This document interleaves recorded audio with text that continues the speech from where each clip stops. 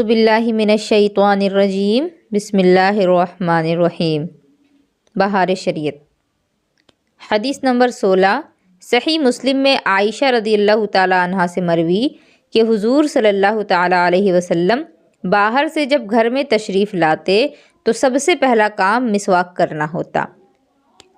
ये एक मिसवाक की फ़जीलत पर एक और हदीस हो गई कि हज़रत आयशा ने क्या फ़रमाया कि हुज़ूर सल्लल्लाहु ताला अलैहि वसल्लम जब कभी भी बाहर से घर आते तो आप सबसे पहले मिसवाक करते। तो देखिए फ़जीलत में इतनी अहादीस बयान की गई हैं वज़ू की फ़जीलत पर, तो ये काफ़ी हैं, बहुत हैं। ठीक है, अब ये जो छोटी छोटी अहादीस हैं ये आप लोगों की ज़िम्मेदारी है कि इसको ख़ुद से पढ़ करके समझेंगी। मैं अब आगे मसला पढ़ाऊँगी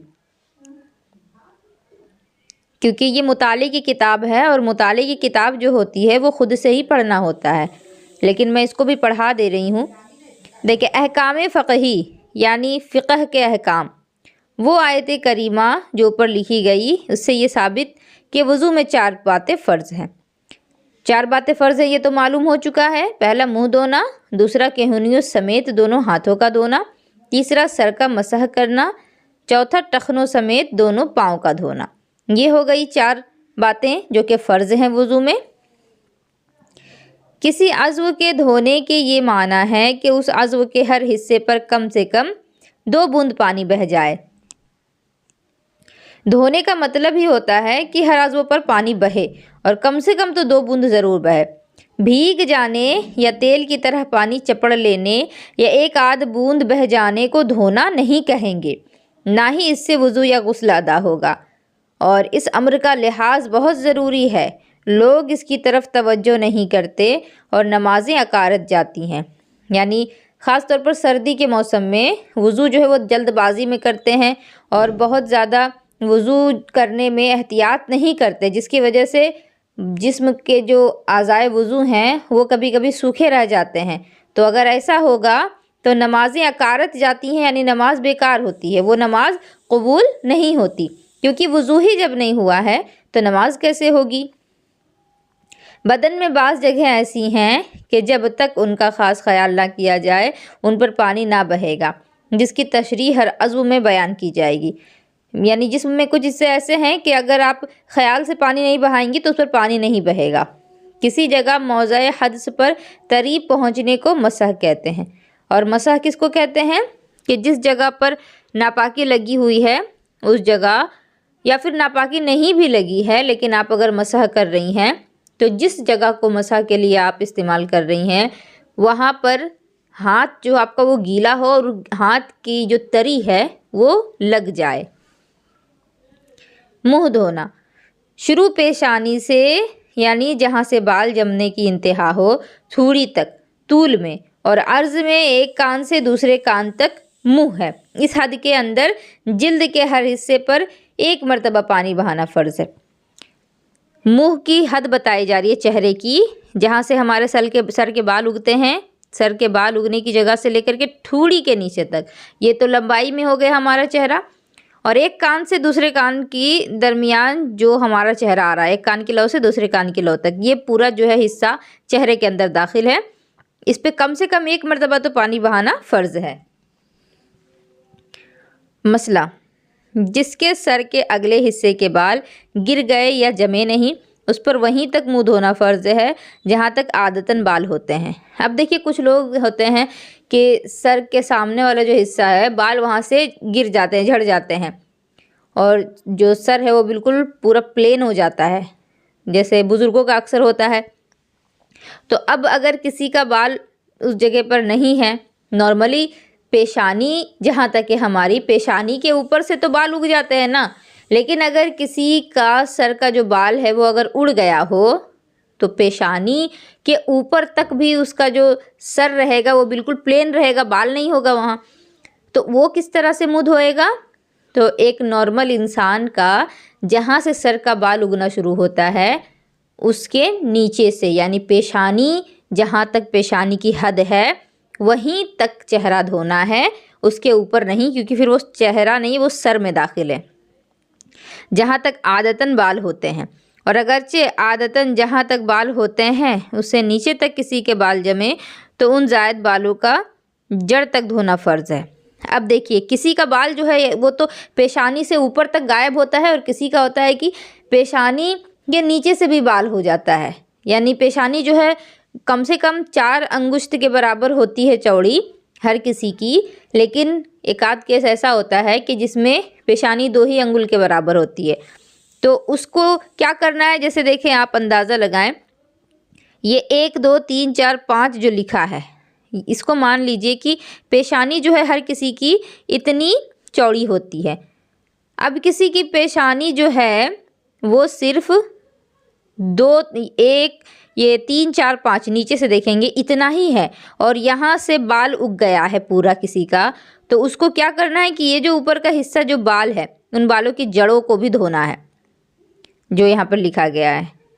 नीचे के बाल जमे तो उन ज़ायद बालों का जड़ तक धोना फ़र्ज़ है। मूँछों या भौं या बिच्छी के बाल घने हों कि खाल बिल्कुल दिखाई ना दे तो जिल्द का धोना फ़र्ज़ नहीं, बालों का धोना फ़र्ज़ है। और अगर उन जगहों के बाल घने ना हों तो जिल्द का धोना भी फ़र्ज़ है। अब जिस तरह मूँछ है किसी का, भाव है, या फिर कानों के पास जो बाल होते हैं ना साइड में दाढ़ी से लगे हुए, उनमें अगर मर्दों की बात हो रही है, किसी के बहुत ज़्यादा बाल हैं तो वो क्या करेंगे, उनको फिर चमड़े को जिल्द को धोना फ़र्ज़ नहीं होगा, बालों को ही धो लेंगे तो हो जाएगा, क्योंकि बाल उठा करके पानी कैसे डालेंगे। अगर मूँछें बढ़कर लबों को छिपा लें तो अगरचे घनी हो मूँछें हटाकर आब का धोना फ़र्ज़ है। और मूँछ जो है अगर बढ़ करके लबों को छिपा रही यानी होंठों के नीचे आ रही है अगर मूँछ, तो फिर अब उसको धोना ज़रूरी है, मूँछ को उठा करके धोएंगे। ये मर्दों के लिए है, मैं पढ़ा दे रही हूँ क्योंकि आपके घर में भी तो मर्द हैं ही, जिनको नहीं आएगा तरीका उनको बताएंगी। दाढ़ी के बाल अगर घने ना हो तो जिल्द का धोना फ़र्ज़ है, और घने हों तो गले की तरफ दबाने से जिस कदर चेहरे के गर्दे में आए उनका धोना फ़र्ज़ है। अब दाढ़ी के बाल अगर किसी के घने नहीं है, दाढ़ी के नीचे से जिल्द नज़र आ रही है, चमड़ा दिख रहा है, तो फिर वो तो धोएगा अपने पूरे चेहरे को, जिल्द को धोएगा। लेकिन दाढ़ी किसी की बहुत ज़्यादा घनी होती है तो फिर वो क्या करते हैं, दाढ़ी को धोते नहीं हैं। उनके लिए है कि दाढ़ी जो है पानी जब चेहरे पर डालेंगे तो दाढ़ी का मसा करते हुए नीचे तक लेते जाते हैं, देखी ही होंगी आप घर में। और जड़ों का धोना फ़र्ज़ नहीं, और जो हल्के से नीचे हों उनका धोना ज़रूरी नहीं।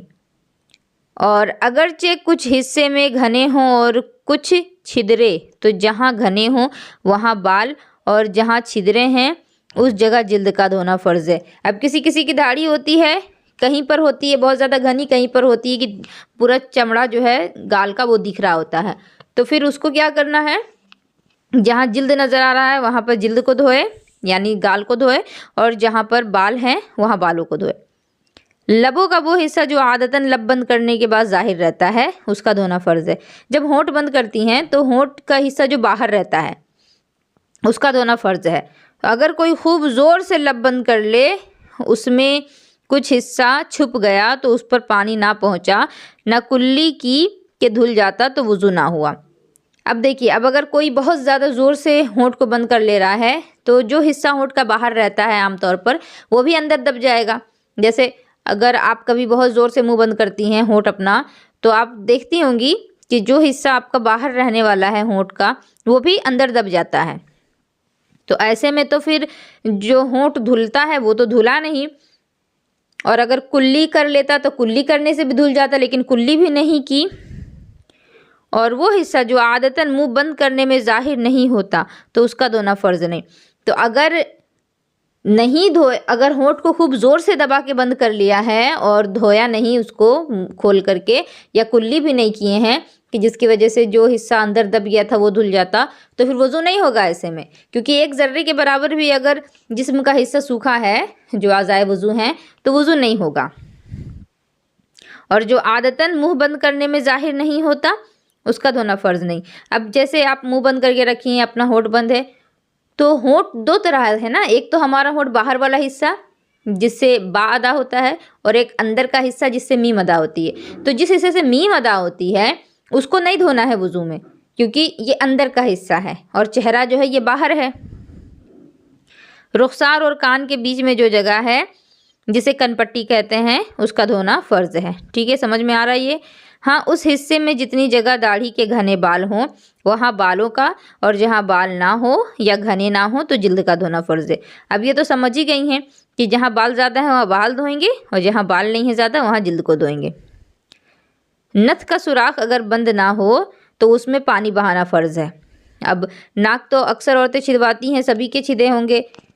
तो अगर आप क्या नाक का जो सुराख है, नथ का सुराख जो है वो अगर बंद हो गया है तब तो आप उसको दोबारा छेद करके पानी डालने नहीं जाएंगी। लेकिन अगर सुराख है और वो बंद नहीं हुआ है तो फिर आपको उसमें पानी पहुंचाना है। जैसे जिनका सुराख होता है नाक में वो या तो कोई तिनका वगैरह डाली रहती हैं या तो फिर जो नथ पहना जाता है नाक में वो पहनी रहती हैं। तो अब कैसे पानी जाएगा उस सुराख में? तो जो नाक में पहनी हुई हैं जेवर उसमें पानी आप डालें और उसको हिलाएंगी ऊपर नीचे करके तो पानी चला जाएगा। अगर तंग हो तो पानी डालने में नथ को हरकत दें। देखिए बात आ गई।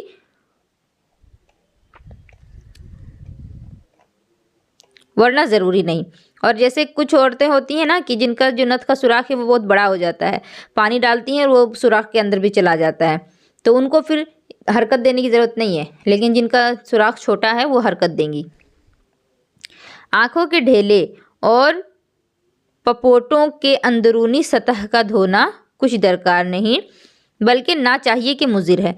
आँखों के ढेले यानी आँख का जो अंदर का हिस्सा है, जो आँख में हमारा जो गोला है आँख का, उसको नहीं धोना है क्योंकि वो आँख के अंदर का है, बाहर का नहीं। और पपोटों के अंदरूनी सतह, पपोट यानी कि ये जो हमारे आईलैशेस जो हैं, हमारे पलकें जो हैं, उसके अंदर का भी धोना नहीं है क्योंकि वो भी जो है वो चेहरे के हिस्से में दाखिल नहीं होता, वो अंदर का हिस्सा है और ऐसा करना मुज़िर है। अब आँख को आप धोने जाएंगी और अपनी पलकों को उठा करके तो ये तो परेशानी का ही सबब बनेगा। मुंह धोते वक्त आंखें ज़ोर से मींच ली कि पलक के मुत्तसिल एक खफीफ सी तहरीर बंध गई, उस पर पानी ना बहा और वो आदतन बंद करने से ज़ाहिर रहती तो वुज़ू हो जाएगा, मगर ऐसा करना नहीं चाहिए। और अगरचे ज़्यादा धुलने से रह गया तो वुज़ू ना होगा। अब देखें, मुंह धो रही हैं और मुंह में तो आपकी आंखें भी हैं, आंख बंद कर ली आप खूब ज़ोर से, इतने ज़ोर से बंद की हैं कि कोई छोटा सा हिस्सा जो है वो आपके धोने से रह गया, मसलन 1-2 बाल के बराबर ज़र्रा जो है वो धोने से रह गया, तो ऐसे में तो वुज़ू आपका हो जाएगा। लेकिन ऐसा करना नहीं चाहिए। और अगर इतनी ज़ोर से आंख बंद की हैं कि काफ़ी हिस्सा रह गया है धोने से तो वुज़ू नहीं होगा। आँख के कोए पर पानी बहाना फ़र्ज़ है, मगर सुरमा का जर्म कोए पर पलक में रह गया और वज़ू कर लिया और इतला ना हुई, नमाज पढ़ ली तो हर्ज नहीं, नमाज हो गई। या आँख के कोए यानी जहाँ काजल लगाती हैं, सुरमा लगाती हैं, उस पर भी पानी बहाना है, ज़रूरी है, फ़र्ज़ है। मगर सुरमा का जर्म कोए या पलक में रह गया। अब सुरमा लगाई थी तो सुरमा की जो परत है, जर्म के माना परत, वो अगर रह गई है और वज़ू कर ली है, नमाज भी पढ़ ली हैं तो नमाज हो जाएगी, वज़ू भी हो गया। अगर मालूम है तो उसे छुड़ा करके पानी बहाना ज़रूरी है। यानी अगर आप अनजाने में कर ली हैं, आपको मालूम नहीं था, तब तो हो जाएगा। लेकिन अगर आपको मालूम है कि नहीं मैंने तो सुरमा लगाया है और आप देखती हैं, गौर करेंगी, सुरमा जो है जल्दी उसके अंदर पानी नहीं दाखिल होता है, इसीलिए ये कहा गया है कि सुरमा अगर लगाई हैं और सुरमा का जो परत है वो आँखों में अगर है तो फिर उसको साफ़ करके पानी बहाना ज़रूरी है।